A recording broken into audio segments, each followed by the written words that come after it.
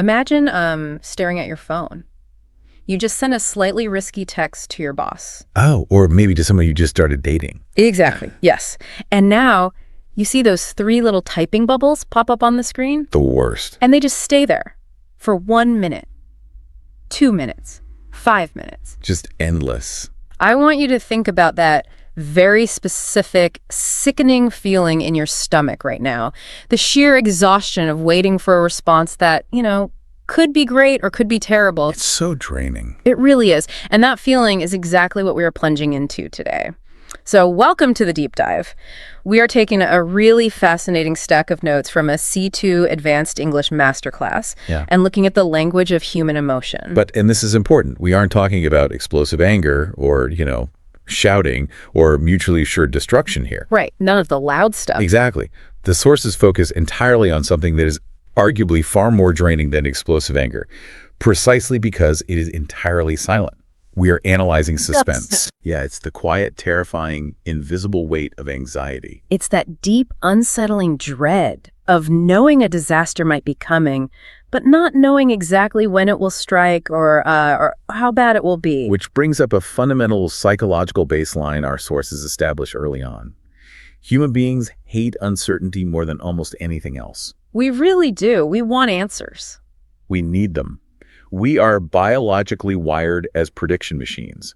Our brains are basically constantly trying to recognize patterns to keep us safe. So when the pattern is broken, we panic. Right. So when you are waiting on the results of a medical biopsy or, say, anticipating massive layoffs at your company, the brain's prediction software essentially crashes. Oh, wow. Yeah, you are stuck in a loop of trying to calculate an outcome without enough data, and that psychological tension can drive you completely crazy. It's a torturous state of suspended animation. And what's so brilliant about these masterclass notes is how they show us that the English language didn't just invent abstract words to describe this feeling. No, it gets very literal. Super literal. The language relies on highly evocative cinematic imagery to flawlessly map out the human nervous system. It's incredible to see it laid out like this. It is. So our mission today, we are going to explore how phrases built around everything from ancient royal courts to poorly constructed apartment buildings are used to articulate this exact invisible weight. The evolution of these idioms is remarkable. The language we use to describe our inner life has morphed over centuries to perfectly mirror the brutal physical reality of stress. Okay, let's unpack this. Let's start with that agonizing feeling of anticipating a disaster. Because honestly, the waiting often feels so much worse than the actual bad news. Oh, absolutely. The anticipation is killer. Right. It's that phenomenon where you survive a terrible event, but instead of feeling relieved that it's over, your brain convinces you the danger is just, taking a break. You were just waiting for the other shoe to drop. Waiting for the other shoe to drop. Yeah.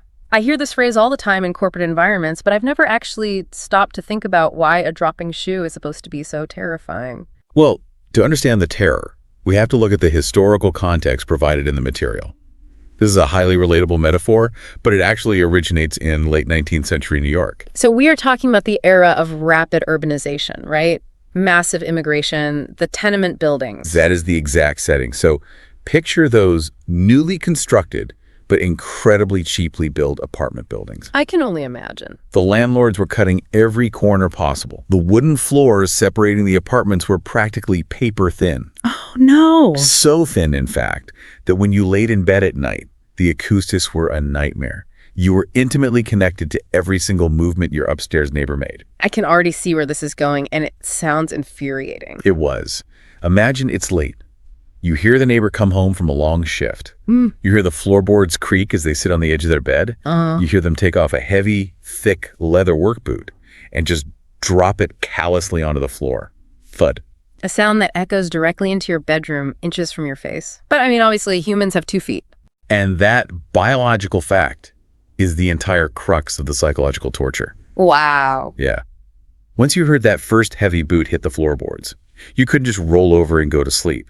Your brain's prediction machinery kicked into overdrive. Because you knew it was coming. You knew with absolute certainty that a second boot existed and that it was going to hit the floor. You were just trapped in the dark, staring at the ceiling, waiting for the inevitable. Exactly. You know the impact has to happen. It's only a matter of when.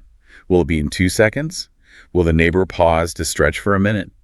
The suspense of the impending second thud holds you hostage. Which translates so perfectly to how we use it today. It beautifully describes living in a state of constant anxiety, anticipating that a second inevitable piece of bad news or a subsequent disaster is about to happen after an initial incident. It really does. Like a company suddenly fires the marketing director on a Monday morning without warning. The initial shock happens, but now the entire accounting team is terrified, paralyzed at their desks, just waiting for the other shoe to drop. It captures modern corporate anxiety flawlessly. The initial shock of the first shoe is in the past, but the draining dread of the follow-up is what keeps the entire office awake at night. But let me ask you this, because a dropped shoe, as annoying as it is ultimately a domestic nuisance. True. A layoff is bad news, sure. But here's where it gets really interesting. What if the looming threat isn't just losing your job or dealing with a loud neighbor? What if the threat we are anticipating is completely catastrophic? Lethal, even. When the stakes elevate to that level, the source material moves us away from the cramped New York apartment building and transports us into the sprawling, dangerous halls of an ancient royal court. Okay, I love a royal court. We encounter the sword of Damocles. Ah, yes, this is one of those phrases I always hear used by political commentators or historians, and it always sounds so incredibly elite and sophisticated. It is a classical metaphor, and it originates from ancient Greek history. The story centers on a tyrannical ruler named King Dionysius and one of his courtiers, a man named Damocles. Sorry, Dionysius and Damocles. Right. Damocles was incredibly jealous of the king's position.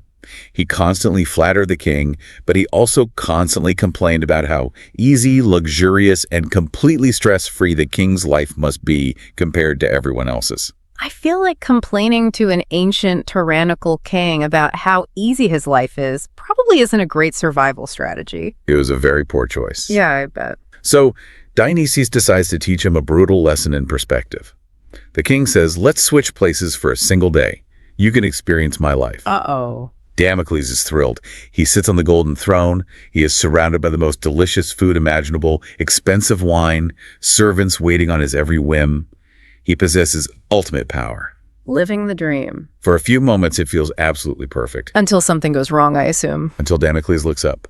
Directly above his head, pointing straight down at his skull, the king had suspended a massive, razor-sharp iron sword. That is a terrifying image. But if it's tied securely to a beam, I mean, it's just a scary decoration, right? Ah, but it wasn't tied securely. Of course not. The king had suspended this heavy iron weapon from the ceiling, using a single, fragile strand of horsehair. Wait, really? A single horsehair? Okay, that changes the equation completely. The psychological paralysis this setup creates is profound. A single strand of horsehair could snap at any microsecond. A slight breeze. Yes, a breeze, a vibration from someone walking past, and the sword falls. Damocles couldn't enjoy the magnificent food, he couldn't enjoy the immense wealth or the ultimate power, because he was entirely consumed by the constant, invisible threat of instant death hovering mere inches above him. So idiomatically, living with the sword of Damocles hanging over your head means living with the terrifying awareness of an imminent, looming disaster that could completely destroy you at any moment. Precisely. But the sources point out this is especially true for people in positions of immense power or success. And I have to push back on that a little bit. Okay, go ahead. Is it really like that for people at the top? Let's say a CEO making $10 million a year is under a massive federal investigation. Usually that executive gets a golden parachute. They hire amazing lawyers. They delay the trial for years. That doesn't feel like a horsehair to me. That feels like a steel cable keeping the sword from falling. You know, that is a very fair modern observation. Right. However, the core of the idiom isn't necessarily about the effectiveness of the justice system. It's about the psychological burden of the position itself. Okay, I see. The metaphor insists that the power actually makes you the target. The higher you rise in any hierarchy, whether you are a politician, a highly visible CEO, or a public figure, the sharper the sword above you becomes. The more people there are looking to cut that hair. That makes sense. The wealth and the luxury become irrelevant if you cannot sleep because you are anticipating the investigation dropping or the scandal breaking. The anxiety neutralizes the privilege. Wow. Okay, that makes a lot of sense. The external trappings of success don't matter if your internal nervous system is constantly preparing for a fatal blow. Exactly. So we have this intense mental dread established, but living under that kind of severe pressure, physically alters how we interact with our environment. It absolutely does. It forces us to adopt incredibly unnatural changes in our bodies and our behaviors to try and prevent the hair from snapping. It's like trying to navigate a minefield, but the landmines are someone else's emotional state. That's a great way to put it. And if we connect this to the bigger picture, the sources offer an incredibly tactile idiom to describe exactly this phenomenon: walking on eggshells. I love this one because it's so common. I remember having a roommate in college who was going through a terrible breakup. She was so volatile that for a month, I felt like I couldn't even close the kitchen cabinets without triggering a screaming match. That sounds exhausting. I was just creeping around my own apartment. But when you actually stop and deconstruct the physical imagery of walking on eggshells, it is intense. It is a brilliant sensory metaphor. I want you to imagine a floor completely covered in empty, hollow, fragile, white eggshells. Just a sea of them. And if you step with your normal, everyday stride, it's game over. Entirely. If you walk normally, those brittle shells will loudly crack and shatter into 1,000 pieces under your weight. Making a huge mess and a ton of noise. Right. The noise would draw immediate, unwanted attention to you. So to cross that room without making a sound, you are forced into an agonizingly slow, unnatural tiptoe. You're trying to be weightless. Yes. You are literally holding your breath. You are tensing your calves, locking your knees, calculating the exact pressure of every single step to avoid a single crack.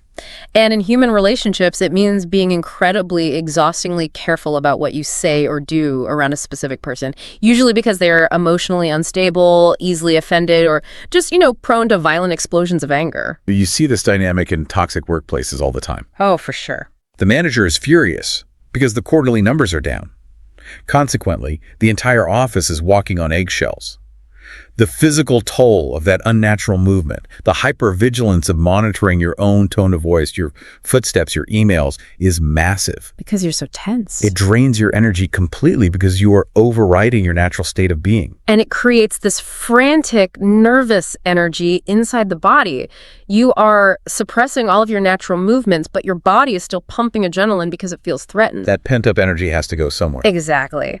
Which perfectly transitions into the next phrase from the sources. We use it to describe someone who is uncontrollably jittery and anxious. Yeah. Someone who simply cannot contain that physical tension. We say they're acting like a cat on a hot tin roof. We have the American playwright Tennessee Williams to thank for popularizing this spectacularly visual metaphor. It's such a vivid image. Think of a metal roof baking in the brutal, unrelenting heat of the summer sun.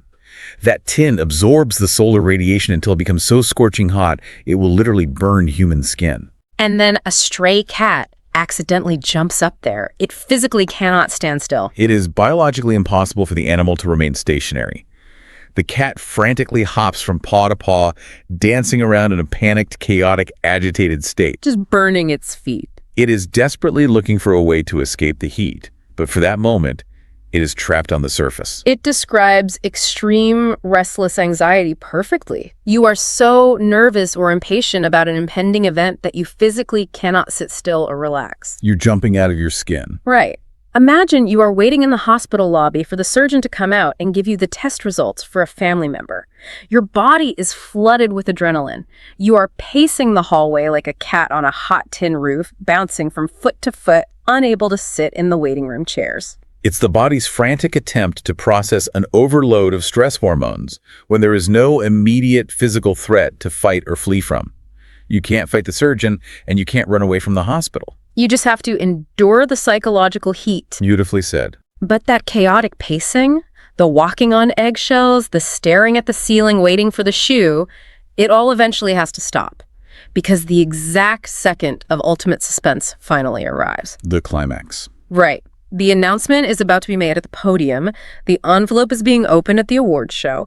The astronauts are in the final 10 seconds of attempting to land on the moon. And in this climax of suspense, the sources say everyone in the room waits with bated breath. With bated breath. Now, I know what breath is, obviously, but what in the world does the word bated actually mean? I don't think I've ever heard that word used in any other context. Most people haven't, which makes it such a fascinating linguistic artifact.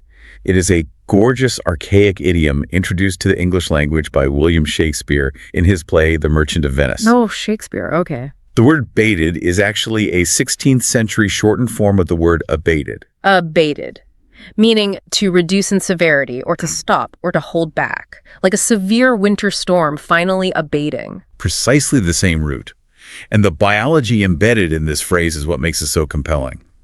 When humans are completely terrified or totally captivated by a moment of peak suspense, our instinctual biological response is to literally stop breathing. We just freeze. Our lungs freeze.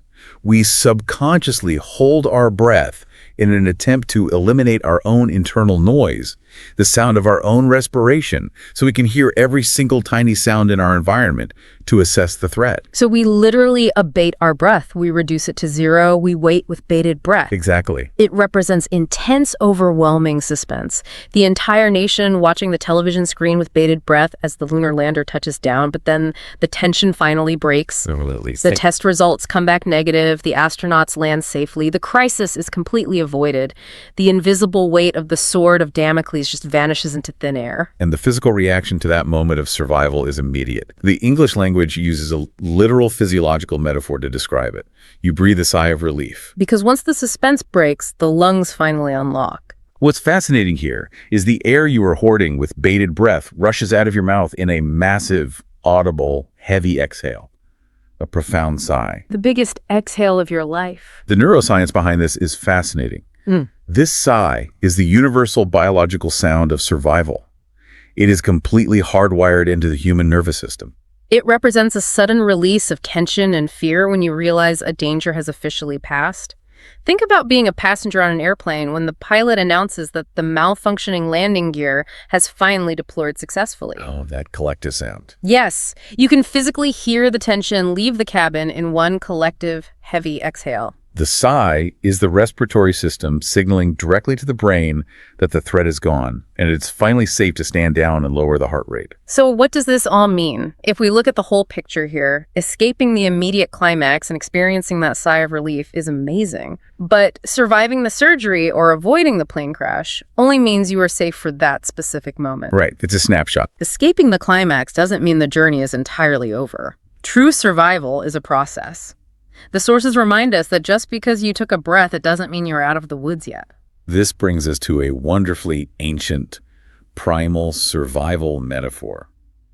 For thousands of years of human history, the dark, dense forest, the woods, was a place of immense mortal terror. We aren't talking about a relaxing weekend nature hike on a paved trail. Definitely not. We are talking about wolves, bears, bandits, freezing weather, and the very real possibility of getting hopelessly lost and starving to death. Total mortal danger. In ancient times, true safety only arrived when you saw the edge of the tree line, navigated your way out of the dense shadows, and finally stepped onto the open, sunny plains where you could see threats coming from miles away. That contrast must have been huge. It was. Only then were you officially out of the woods. You were finally safe. Today, it's primarily used in the negative, isn't it? Yeah, mostly. We hear it most often regarding medical and financial recoveries, to signify escaping the most critical phase, but acknowledging the danger isn't gone. Like the 12-hour surgery was successful, his heart is beating on its own, but the doctors say the next 24 hours are critical. He is not out of the woods yet. The idiom perfectly encapsulates the reality that survival requires ongoing resilience. It's a continuous effort even after the initial crisis or the bated breath moment has passed. You still have to monitor the situation. You still have to be careful. And during that ongoing process of recovery, when you are wandering through those dark woods, it's so easy to feel hopeless. The darkness feels completely endless. It really can. Until, far in the distance, you spot a tiny, glowing speck of illumination. You see the light at the end of the tunnel. This idiom brings us forward in history to the 19th century, relying heavily on the birth of railway and deep mining metaphors. Oh, that makes a lot of sense. I want you to imagine being trapped in a miles-long, pitch-black underground tunnel. The darkness in those environments is heavy. It is claustrophobic, and walking through it is mentally and physically exhausting. But eventually, if you keep moving, you see this tiny white circle of daylight miles ahead of you in the dark. Now, this raises an important question. Seeing that tiny circle of light does not mean you are out of the tunnel. No, you're still in the dark. Exactly. You are still surrounded by the dark. You still have miles of grueling walking ahead of you. But that light proves that the darkness will eventually end. It proves the structure has an exit. It's the ultimate symbol of human hope. The psychology of human endurance relies heavily on this concept. How do we keep going during long, grueling periods of hardship? How do we survive the uncertainty we hate so much? By looking for that light. We look for that first clear indication that the suffering, or the hard work, is finally coming to a successful conclusion. It is the tangible proof that our resilience will eventually pay off. Like finishing a difficult university degree. Perfect example. It takes 4 agonizing years, but when you finally submit the first draft of your senior thesis to your professor, you can finally see the light at the end of the tunnel.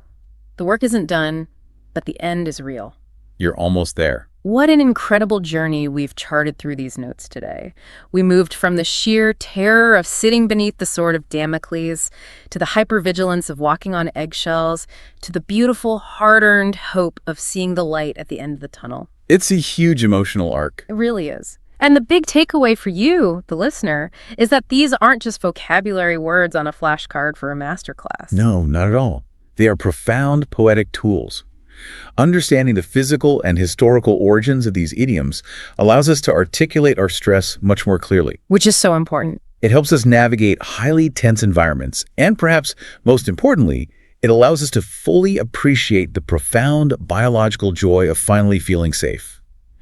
These phrases give you the fluency to describe your inner life and the invisible weights you carry every day. We can finally put a name to the invisible weight. We can literally map the human nervous system using words. But before we wrap up today's deep dive, I want to leave you with a final thought to mull over, building on everything the source material just taught us about human psychology. Go for it. The sources make it very clear that this agonizing wait, holding our breath, pacing like a cat on a hot tin roof, waiting for the shoe to drop, is the most exhausting, draining emotion a human can experience. We fundamentally, biologically hate uncertainty. We do. It drains our cognitive resources completely. Yeah, think about how often we willingly, deliberately put ourselves in situations of extreme manufactured suspense. Oh, that's true. We pay good money to sit in a pitch-dark theater and watch terrifying horror movies that make us hold our breath. We eagerly strap ourselves into massive roller coasters that slowly click, click, click up to a terrifying drop, intentionally putting ourselves in a state of impending doom. That is a fascinating psychological paradox when you consider how much energy we expend trying to avoid uncertainty in our actual daily lives. It really makes you wonder, maybe we intentionally seek out that exhausting, invisible weight. Maybe we temporarily choose to place the sword of Damocles over our own heads in a controlled environment, just so we can experience the euphoric, dopamine-flooded rush of that massive, heavy sigh of relief. Just to feel it. Exactly. Maybe we need to intentionally build that tension just to remind ourselves biologically what it sounds like to survive. Imagine standing out in an open park on a pristine, completely flawless summer day. I mean, the sky above you is just this solid, brilliant, unyielding blue. Right, like not a single cloud in sight. Exactly. Yeah. There isn't a wisp of a cloud anywhere. The air is totally still. And then suddenly, without even a millisecond of warning, 1,000,000 volts of lightning strike the ground just inches from your feet. Which is, scientifically and meteorologically completely impossible. Totally impossible. You need a storm to generate lightning.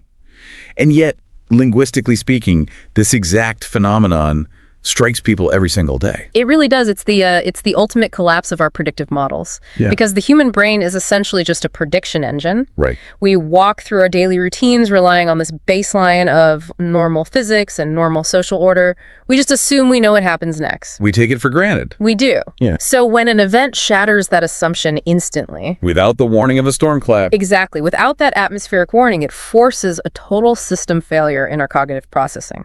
And that system failure is exactly what we're getting into today. Welcome back to the Deep Dive, everyone. We are talking about those specific moments in life when something happens so suddenly and with such overwhelming force that it just short-circuits your entire reality. Yeah, you're just like drinking your morning coffee and a piece of news or a realization just detonates right in your lap. So today's Deep Dive is our ultimate masterclass into the language of those exact moments. We are breaking down the C2 level English vocabulary of pure, unadulterated shock, awe, and euphoria. And what makes this specific tier of vocabulary so fascinating is its heavy reliance on violence. Oh, for sure. Because when we experience these massive life-altering shifts, we don't use gentle words. We rely on physical assault, anatomical distortion. Right, really visceral stuff. Exactly, the blunt force impact of heavy sports equipment and extreme stratospheric displacement. The vocabulary isn't just descriptive, it's an involuntary biological reflex that we've managed to capture in words. Because, the universe has a terrible habit of skipping the preamble. We don't always get the luxury of waiting with bated breath while the suspense builds. No, we really don't. We don't always get to see that slow light at the end of the tunnel. Sometimes the environment just changes in a single frame, which brings us right back to that impossible lightning strike we started with. A bolt from the blue. The sheer physics of this idiom is just, well, it's what gives it such enduring power. Let's unpack that. Sure. So a bolt obviously refers to a massive, lethal electrical discharge. But in the natural world, a lightning strike requires a tremendous separation of electrical charge. Which you don't get on a sunny day. Right. That charge is almost exclusively generated by the violent, churning updrafts inside dark, heavy cumulonimbus storm clouds. So the clouds are essentially the atmosphere telling you, hey, a threat is imminent. Exactly. You hear the thunder rumbling 10 miles out. The sky bruises this deep purple and gray. The temperature drops. You have time to run inside. Right. The storm gives you a narrative arc. But a bolt from the blue forces you to process the climax of the storm without any of the rising action. No rising action at all. None. Idiomatically, it refers to a sudden, completely unexpected, and usually shocking event that arrives entirely unannounced. And that lack of warning isn't just a minor detail, it is the active ingredient that makes the shock so lethal. I always think about this in terms of cinematic mechanics. Like, the difference between this kind of shock and regular fear is like the difference between a horror movie and a romantic comedy. Oh, I like that comparison. Right. Because in a horror movie, the director gives you the storm clouds. Yeah. The lighting gets dim, the music swells with those dissonant string instruments, the character makes the terrible decision to go check the basement. You know something bad is coming. Exactly. When the monster jumps out, your heart rate spikes, sure, but your brain was already braced for impact. It knew a threat was in the environment. You were already flooded with cortisol just anticipating the strike. But a bolt from the blue is a jump scare in the middle of a perfectly silent, sun-drenched rom-com. Two characters are having this lovely picnic, the music is light and airy, and then out of nowhere, A monster just rips through the picnic blanket. yes. The contrast between total peace and sudden violence is what causes that psychological whiplash. And we see this exact whiplash in the real-world applications of the phrase.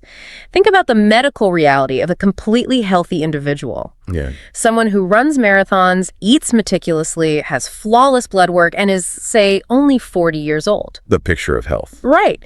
If they suddenly suffer a massive fatal heart attack on a random Tuesday afternoon, the medical community might eventually find a hidden genetic defect, but for the family, that event is an absolute bolt from the blue. There was no illness to brace against. Exactly. No warning signs. Or, looking at it on a macro level, what about a sudden political destabilization? Oh, that's a great example. Imagine a popular prime minister with high approval ratings leading a thriving economy who simply walks out to a podium one morning and resigns, effectively immediately, offering absolutely no explanation. The entire nation's predictive engine just stalls out. Just totally crashes. And that stalling out is where the psychological trauma lives. And what's truly remarkable here is how the English language charts the exact physical trajectory of that trauma. What do you mean by that? Well, the moment the invisible lightning strikes, the brain just cannot process the new reality, so it fundamentally cuts off power to the body. You lose all forward kinetic momentum. Oh, you mean you stop dead in your tracks? Precisely. It is a brilliant locomotive metaphor. I want to challenge the phrasing here for a second, though, because the word dead in this idiom always seems to throw people off. It does confuse a lot of learners. Yeah, I think a lot of listeners assume it has a morbid origin, like you're having a heart attack or you've literally been killed by the shock.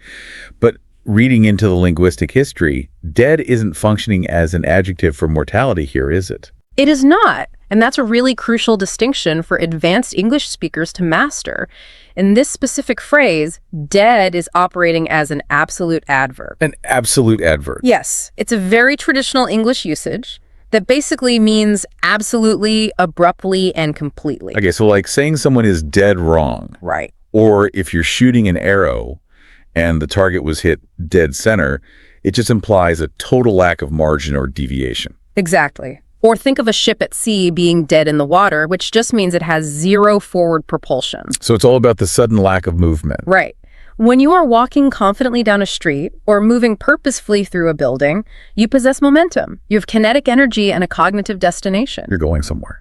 But when that bolt from the blue hits, your nervous system initiates a massive involuntary freeze response. Your kinetic energy drops from 100 to 0 in a single microsecond.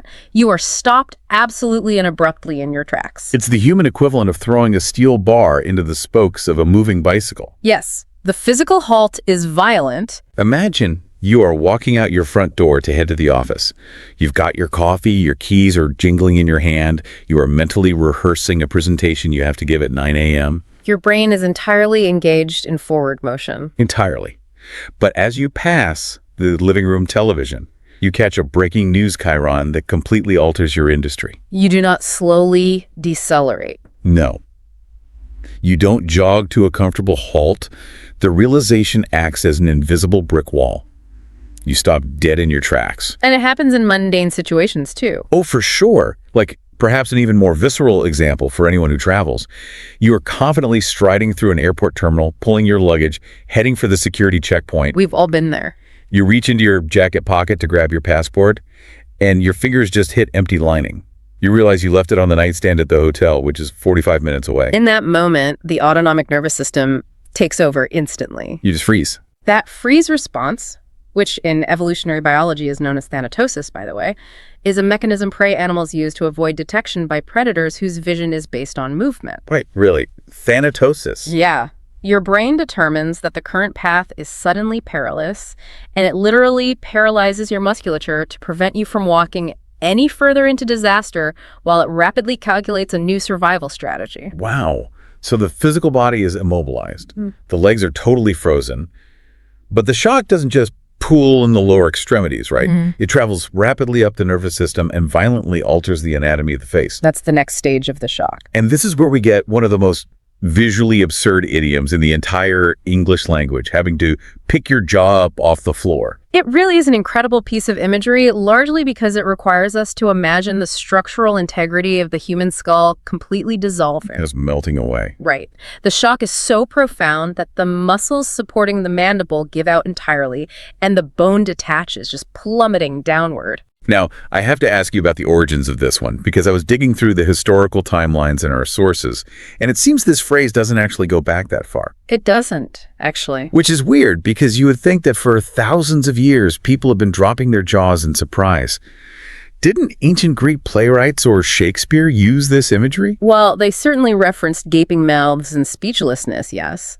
But this specific, hyper-exaggerated concept of the jaw physically detaching and stretching all the way down to hit the literal floorboards. Yeah, that specific visual. That aggressive anatomical impossibility is a surprisingly modern invention, and it is almost entirely a product of 1920s and 30s American animation. Rubber hose animation. Yeah. Like the early days of Max Fleischer and later Tex Avery. I find it endlessly fascinating how a visual medium just permanently rewrote our spoken vocabulary. It was a necessity of the medium, really. Early animators were working without sound or with very limited audio fidelity, so they had to invent a visual shorthand for complex internal emotions.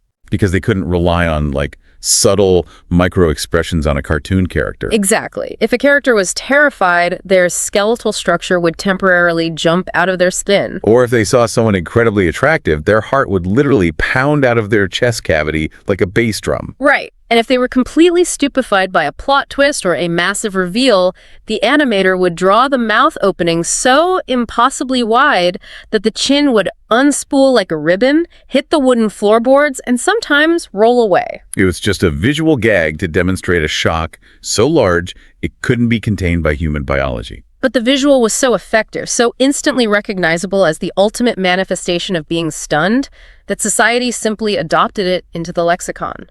We use it to describe moments of absolute speechlessness, usually brought on by a sudden revelation of extreme magnitude, whether positive or negative. A classic scenario for this is a wedding. Oh, perfect example. Right. The guests are murmuring, the music swells, and the doors at the back of the venue open.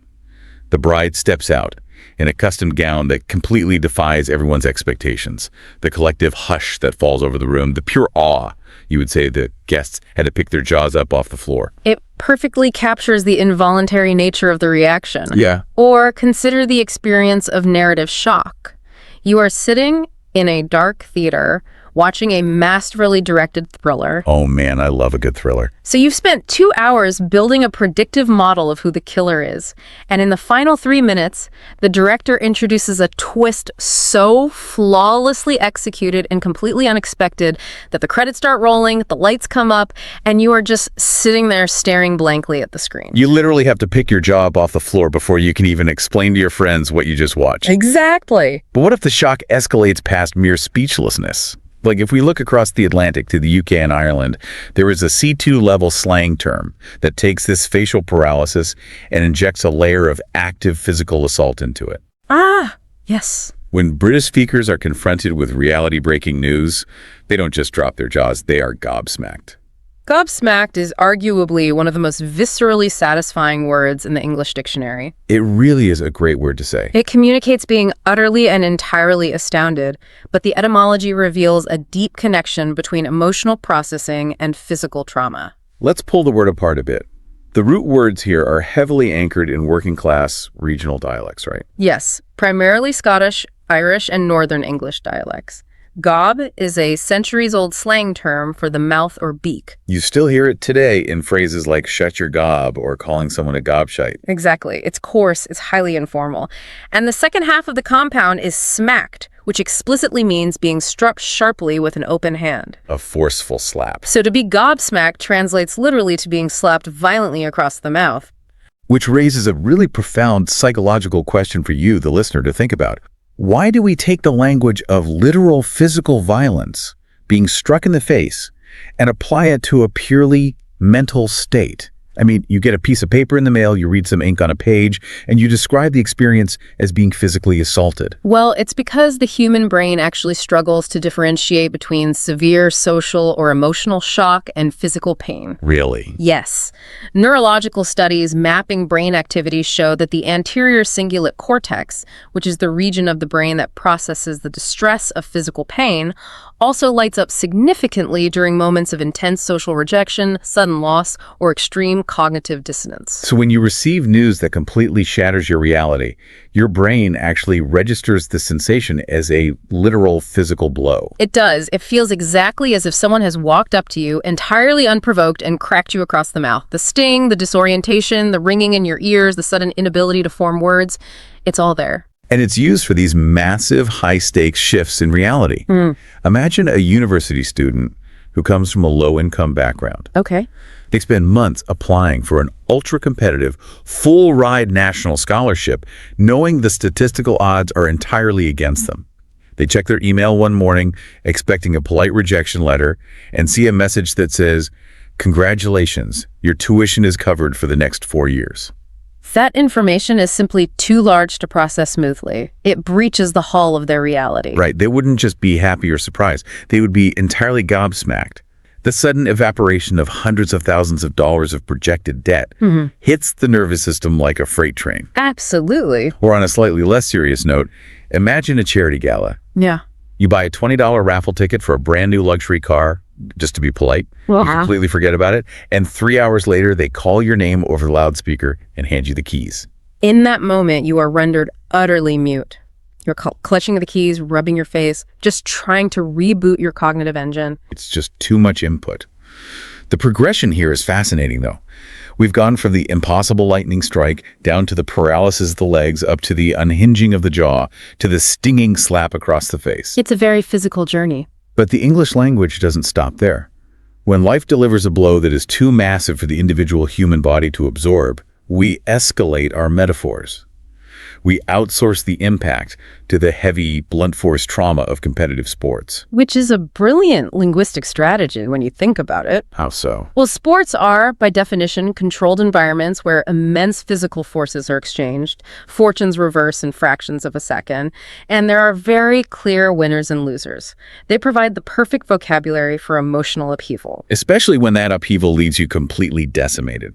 In British and Australian English, there's a phrase used to describe being so utterly overwhelmed or devastated by a negative event that you are left entirely adrift. Knocked for six. Yes, knocked for six. Now, as someone whose sports knowledge is firmly rooted in basketball and American football, the mechanics of cricket have always completely eluded me. I really need you to break down exactly what is happening on the pitch here. I can absolutely clarify the mechanics for you. In cricket, the central confrontation is between the bowler, who acts much like a pitcher in baseball, and the batter. Okay, simple enough. The bowler takes a long running start and hurls a hard, heavy, leather-stitched ball at speeds that can exceed 90 miles per hour, often bouncing it fiercely off the pitch toward the batter. So there's already a tremendous amount of kinetic violence happening just in the delivery of the ball. Exactly. Now, the batter's job is to protect their wickets and hit the ball to score runs. If they hit the ball well enough that it rolls along the ground and crosses the boundary rope at the edge of the circular field, they automatically score 4 runs. Okay, so a solid hit gets you 4 runs. But if the batter connects perfectly with that heavy ball, channeling an immense amount of power and timing, and strikes it so violently that it launches into the air, flies entirely over the fielders, and crosses the stadium boundary without ever touching the grass. A home run. Yes. They are awarded the maximum possible score for a single hit. 6 runs. It's the cricket equivalent of a Grand Slam home run being smashed into the upper deck. It's an absolute triumph. But here is what I don't understand about the idiom.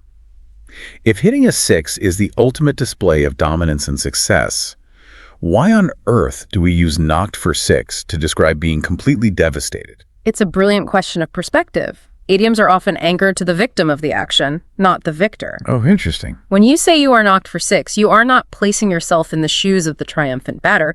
You are placing yourself in the shoes of the bowler. Oh, wow, that completely shifts the dynamic. Imagine being that bowler. You have trained for years, you have analyzed the batter's weaknesses, you run up and deliver what you believe is the perfect, unhittable ball. You've executed your plan flawlessly. And the batter simply steps into it and obliterates your effort, sending the ball rocketing out of the stadium. You are left standing in the middle of the pitch, totally exposed, watching your strategy be physically dismantled in front of thousands of people. That is brutal. It is an experience of complete powerlessness and humiliation. That is deeply psychological. You did everything right, and the universe just stepped up and knocked it out of the park anyway. That is precisely the feeling the idiom captures. We use knocked for 6 when life delivers a systemic shock that we are totally powerless to defend against. It's out of your control. Right. It goes beyond a simple surprise. It implies a period of reeling, of needing time to recover your equilibrium. Let's ground this in some heavy reality for a second. Imagine an individual who has dedicated 20 years of their life to a single company. They are fiercely loyal, they hit all their metrics, they feel entirely secure in their position. They walk into work on a random Thursday, get called into a sterile conference room with HR, and are told their department is being eliminated and they need to pack their desk immediately. The psychological infrastructure they have built their life upon is instantly demolished. Entirely wiped out. The literature on systemic shock actually indicates that an event like this can cause a person to withdraw completely, sometimes not leaving their house for a week as their brain attempts to process the institutional betrayal. They have been knocked for 6. Or think about a sudden financial catastrophe. You open an unassuming envelope from the revenue agency, expecting a standard tax return, and instead, it's a notice of an audit and an unexpected tax bill for $30,000 that you absolutely do not have. Oh, that's a nightmare. That piece of paper is a heavy cricket ball flying out of your stadium. Your financial reality is completely overwhelmed. It's the language of emotional concussions, really. But the vocabulary of sports impact isn't entirely reserved for devastation. And this is where the linguistic duality gets really interesting. What happens when the massive force that hits you is positive? Our research highlights another sports metaphor, this one migrating from the cricket pitch to the indoor alley, being bowled over. Bowl over is a fascinating pivot. We leave the open field and look at the physics of 10-pin bowling. Okay, paint the picture for us. The mechanics are simple but highly illustrative. You have a heavy, dense, spherical object hurled down a frictionless, oiled wooden lane, building momentum. At the end of the lane stand 10 wooden pins, perfectly upright, completely stationary. They're just minding their own business. Exactly. And when that heavy ball connects with the pins, the physics of momentum transfer are absolute. The pins cannot maintain their center of gravity. They don't stand a chance. No. Yeah. The sheer force sweeps their foundation out from under them, and they are violently knocked backward off their feet. So if I say I was bowled over by something, I am casting myself as one of those stationary wooden pins. Yes, but unlike being knocked for 6, which is anchored in defeat, being bowled over is almost exclusively used to describe extreme positive shock. Okay, so it's a good thing. It is the language of profound admiration and being overwhelmed by greatness. But why do you think we do that? Why do we require the imagery of our center of gravity being violently displaced, being literally knocked backward onto the floor to describe how much we admire someone's talent? It ties into the philosophical concept of the sublime. The sublime. Right. The sublime isn't just about something being pretty or nice. It involves an encounter with something so vast, so powerful, or so talented that it actually threatens our sense of self. Wait, really? Yes. When someone's generosity, beauty, or raw ability vastly exceeds your expectations, it acts as a disruptive force.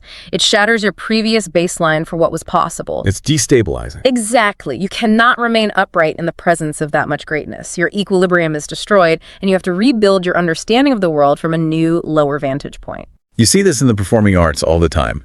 Imagine going to a tiny dive bar open mic night.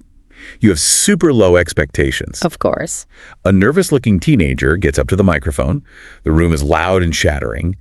And then they open their mouth and deliver a vocal performance with such raw, staggering power and perfect pitch that the entire room goes dead silent. The whole atmosphere shifts. You didn't just enjoy the song, you were completely bowled over by their talent. The force of their ability crossed the room and knocked you off your feet. Exactly. Or, in a professional context, a junior employee, perhaps an intern, is asked to present some preliminary data in a board meeting. Instead, they deliver a masterclass in market analysis, answering every executive's question flawlessly. The senior leadership wouldn't just be impressed, they would be bowled over by the sheer competence on display. It's almost a beautiful concession of power, isn't it? We are essentially saying, your talent is a heavy object, and I submit to its momentum. That's a great way to put it. And that submission to immense power provides the perfect conceptual bridge to the final and most elevated stage of our deep dive. We've covered a lot of ground so far. We have charted the shock from the impossible lightning strike down to the paralyzed legs, up through the slapped face, and into the heavy ground-level impacts of sports. But there is a ceiling to how much impact the physical body can take on Earth. Eventually, the shock is so profound, so pure, that it transcends blunt force and begins to alter our internal biology, elevating us entirely off the ground. We are entering the realm of pure awe. We begin this ascent with a phrase that describes a physiological response to absolute, overwhelming beauty. When an experience is so staggering that it literally interrupts your autonomic respiratory system, we say it takes your breath away. Take your breath away. It sounds like a lyric from a cheesy 1980s power ballad. We use it so casually, like, oh, that dress is breathtaking. But reading the clinical research on this, I realize this isn't just a poetic exaggeration, is it? No. There is an actual involuntary respiratory failure occurring here. It is a deeply documented biological sequence, and it centers entirely on how the brain processes the emotion of awe.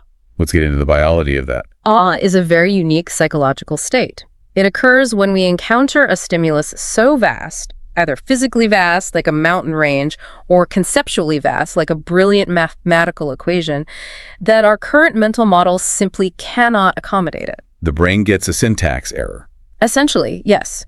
The brain recognizes that it is in the presence of something monumental, and this triggers the sympathetic nervous system. It floods the bloodstream with a sudden microdose of adrenaline. Which is fascinating because we normally associate an adrenaline dump with terror, right?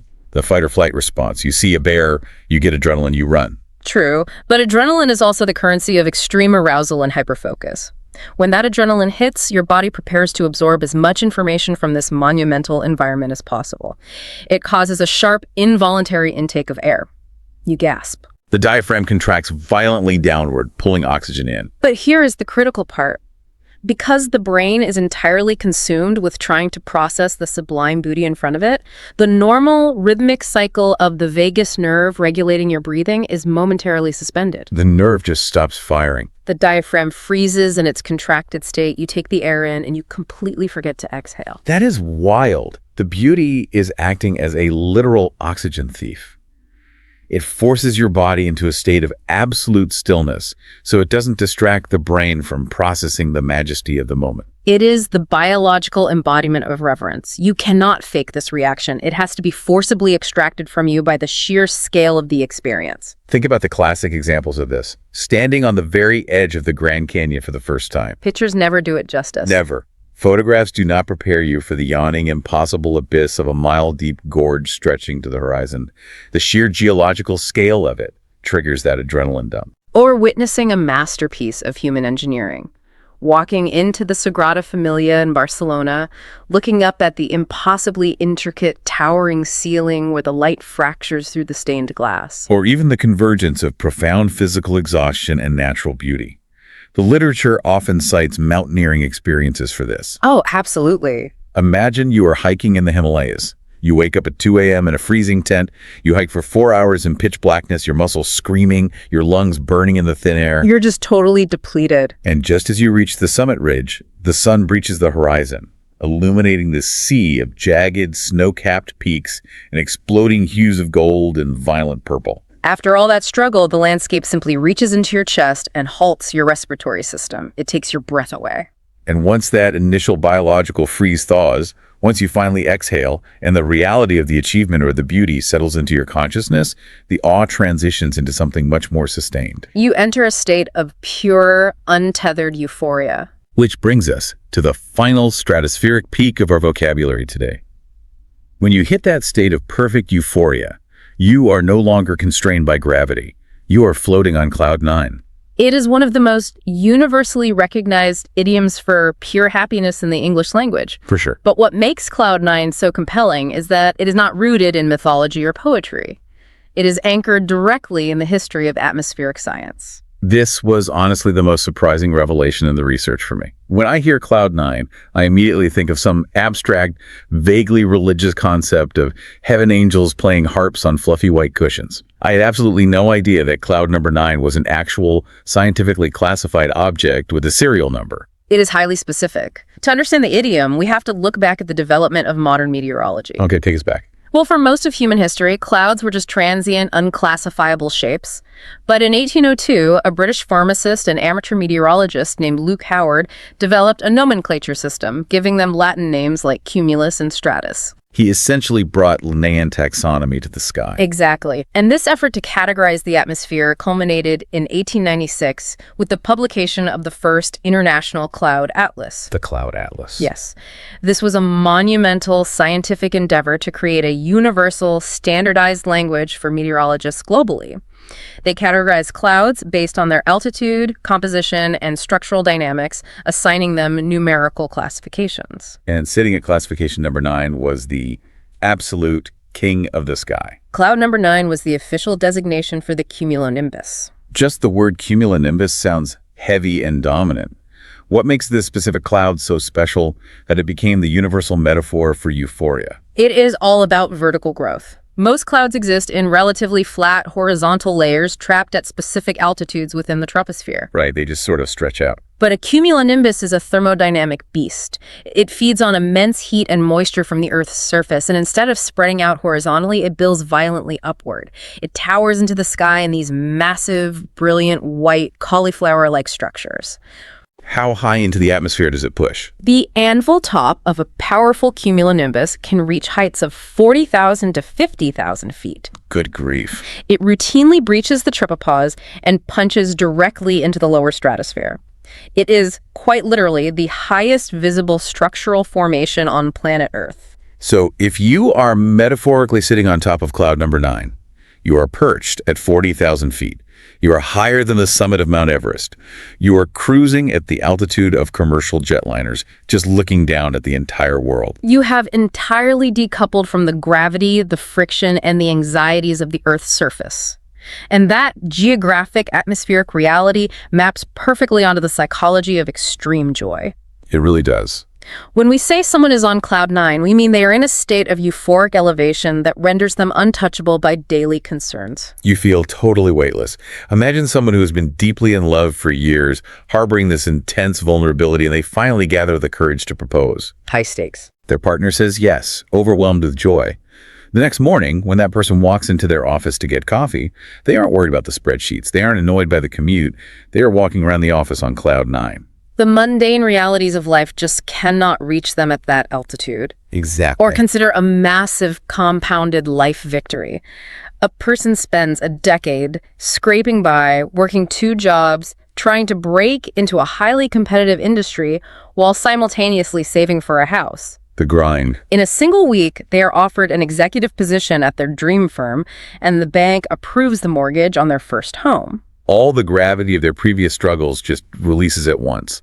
They are sitting on the stratosphere of the cumulonimbus, perfectly content. It represents the absolute pinnacle of the emotional and linguistic landscape we've explored today. It really is a phenomenal journey when you look at it chronologically. Just think about the sheer trauma and elevation we've put the human nervous system through over the course of this deep dive. We have charted a very violent, very beautiful trajectory. We started minding our own business on a sunny day, only to have our reality shattered by the mathematically impossible terror of a bolt from the blue.